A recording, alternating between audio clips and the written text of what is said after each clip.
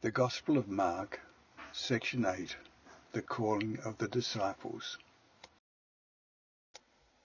Now we are coming to another amazing happening in the life of Jesus, the calling of his disciples. Before we start, there is one thing that has to be said. That is, Jesus never started his ministry before John the Baptist had finished his. There are two things that amaze me in this story. The first is that they followed straight away. They left their nets, no questions asked, no thought about, should I go, what about those I need to leave behind?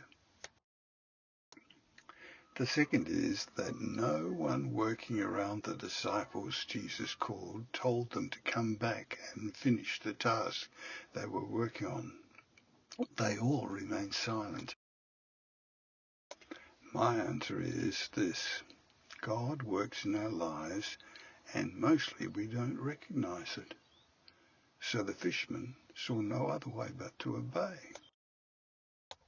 Have you ever had a time of reflection when you look back on your life and you see that God must have been there?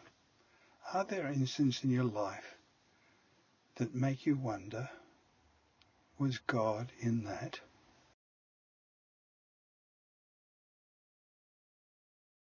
I think that this was one of those times when all those people thought it was reasonable that what was happening and didn't question it, God had been active.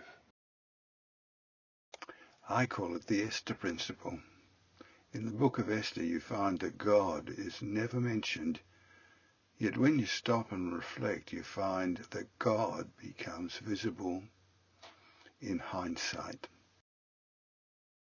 When you or I look back over our lives, God's intervention has been consistent and follows history, or his story.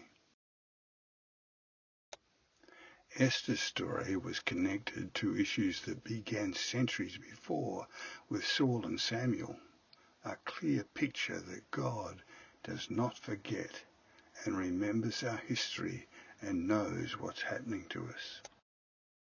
So the calling of the disciples helps us to see God's working in people and situations is always there. The Bible says they followed straight away. The Esther principle. God knows, and God is acting in every moment of our lives.